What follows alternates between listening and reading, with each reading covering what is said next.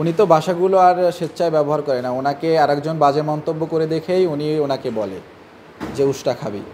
As like উনি এটা কিন্তু বেশি ব্যবহার করে যে যেহেতু বাজে কমেন্ট করে ওকে বলে যে তুই উষ্টা খা। টলিগুলোতে সবচেয়ে বেশি যে বড় অভিযোগ সেটি হলো যে অশ্রাব্য ভাষায় কথাবার্তা বলে শরীর দেখিয়ে আসলে জমিয়ে পরে প্রোডাক্ট বিক্রি করা হয়। এই বিষয়টা আপনি কিভাবে? আসলে দেখুন, আমি তো ম্যাডামকে অনেক কাছ থেকে চিনি। আপনি লাইভ দেখলে হয়তো খেয়াল করবেন, ওনাকে যারা অশ্লীল কমেন্টস করে, বাজে মন্তব্য করে, ওনার হাজব্যান্ডকে, আমার স্যারকে নিয়ে যে কথা বলে, উনি ওই কমেন্টসগুলোর রিপ্লাই দেয়। কিন্তু এভাবে কিন্তু উনি লাইভে এসে কখনো কোনো গালাগালি করে না, এবং উনি মানুষটার সাথে মিশলে আপনারা আসলে বুঝতে পারবেন উনি যথেষ্ট ভালো মানুষ। মানে মিশতে হবে তাহলে সবাইকে একে একে। আপনাকে তো আর একটা মানুষ শুধু শুধু গালাগালি করবে না বা করবে না। অবশ্যই আপনি কোনো নেগেটিভ যখন তাকে বলবেন তখন সে আপনাকে একটা ফিডব্যাক দিলে হয়তো একটা কথা বলবে।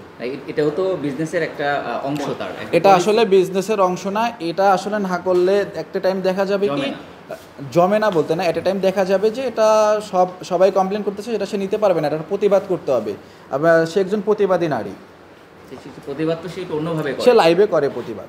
হ্যাঁ, তো এটা কি একটা পলিসি না আপনাদের বিজনেসের? এটা আমাদের বিজনেসের পলি না। তাকে লাইভে কমপ্লেন করছে। ইভেন আপনারা জানেন যে আমাদের যেই যে ধরনের বুলিংয়ের শিকার হচ্ছে বা হচ্ছে, আমরা অলরেডি আমাদের বনানী থানা জিডি আমাদের চলমান আছে। আমরা আবার সাইবার ক্রাইমেরও আমরা আশ্রয় নিয়েছি। আমরা ও কাজগুলো আমাদের চলমান আছে। অনলাইনে অশ্লীলতা করবেন, আবার কেউ কমেন্টস করলে আপনি অনলাইনে অশ্লীলতা বলতে আপনি কি বোঝাচ্ছেন? যে ভাষাগুলো তিনি ব্যবহার করেন আসলে গ্রহণযোগ্য ভাষা কিনা?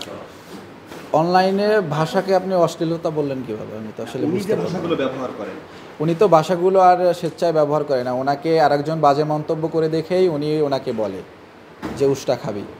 অ্যাজ লাইক উনি এটা কিন্তু বেশি ব্যবহার করে যে যেহেতু বাজে কমেন্ট করে ওকে বলে যে তুই উষ্টা খা। এবং উনি বেছে বেছে বাজে কমেন্টগুলোই পড়ে কিনা? বাজে কমেন্টসগুলো না, আপনি উনি একজন ওয়ার্কার উমেন। আপনি দেখবেন উনি প্রতিদিন 17 থেকে 18 ঘন্টা কাজ করে, প্রতিদিন 4-5টা লাইভ করে। তো লাইভে থাকাকালীন অবস্থায় আসলে ক্যামেরার দিকে চোখ থাকা অবস্থায় আপনি কোনো কমেন্টস কিন্তু অ্যাভয়েড করে যেতে পারবেন না। একটা কমেন্টস পড়া শুরু করলে ওটা না পড়ে কিন্তু আপনি করে দিতে পারবেন না। আমরা অনেক কমেন্টস অ্যাভয়েড করি, একেবারে না পারতে যেটা হয়ে যায় ওটা তো পড়তেই হয়। আসলে সব কাস্টমার অভিযোগ করেছে, একজন কাস্টমার, সব কাস্টমার কিন্তু আসলে অভিযোগ করেননি এখানে। তো এখানে সব কাস্টমারের সাথে যে আমরা প্রতারণা করেছি বিষয়টা এমনটা না। আপনারা লাইভে এসে মানে অস্বীকার করার চেষ্টা করতেছেন বারবার। আপনারা জরিমানা আমরা লাইভে এসে মোটেও অস্বীকার করতেছি না। আমরা নিজেরাও এটা বুঝতেছি যেহেতু আমাদের এটা কোনো ডকুমেন্টস নেই, তার মানে এটা এখানে আমার কোনো প্রমাণ করার এখানে সুযোগ নাই যে এটা পাকিস্তানি পণ্য। এবং যে ভেন্ডর সেও কিন্তু তার আপনারা অলরেডি দেখেছেন সে ওই ধরনের কোনো ডকুমেন্টস দেখাতে পারে নাই। সো আমিও কোনো না কোনোভাবে কারো না কারোর মাধ্যমে প্রতারিত হয়েছি, যার মাধ্যমে কাস্টমারও আমার থেকে আসলে প্রতারিত হয়েছে। যে আমরা যে ভেন্ডরের মাধ্যমে কিনেছি আমরাও হয়তো প্রতারিত হয়েছি। ওইটা আসলে পাকিস্তানি পণ্য না, যেহেতু আমাদের কাছে এখন এই মুহূর্তে কোনো ডকুমেন্টস নাই ওই পণ্য সম্পর্কে। ওইটা পাকিস্তানি পণ্য, কিন্তু আমাদের কাছে কোনো ডকুমেন্টস দেখাতে পারতেছি না।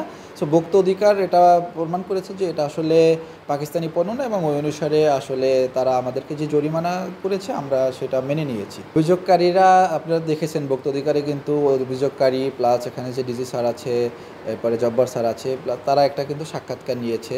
ওরা সাক্ষাৎকারটা হয়তো দেখেছে। সাক্ষাৎকারের পরে আমরা লিফট থেকে যখন নেমেছি তখনই উনি বলেছে যে যেহেতু আপনার বড় একটা ক্ষতি হয়েছে, আমরা কোনো এক কফি শপে বসে খেতে খেতে আড্ডা দিয়ে আপনার লাইভে আমি জিনিসটা ক্লিয়ার করে ফেলি যে আসলে আমি এত বড়টা আসলে আপনার ক্ষতি চাই না বা করি না। উনি জাস্ট অভিযোগ করেছে।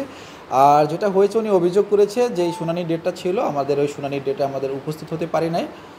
এইটা হচ্ছে আমাদের ছিল। আপনারা যে আবার এই লাখানিকে আপনারা যে আবার অভিযোগ করলেন, আসলে আমরা ডিরেক্টলি আমরা লাখানি কালেকশনকে অভিযোগ করিনি। ভোক্তা অধিদপ্তর থেকে আমাদেরকে যেটা বলেছিল যে আপনারা পাকিস্তানি প্রোডাক্ট কোথা থেকে সোর্স করেন, তো আমরা দুইটা ব্র্যান্ডের থেকে আমরা সোর্স করি, আমরা তাদের ইনফরমেশন তাদেরকে দিয়েছি। তো সেই অনুযায়ী তারা তাদের ওখানে অভিযোগে গিয়েছে।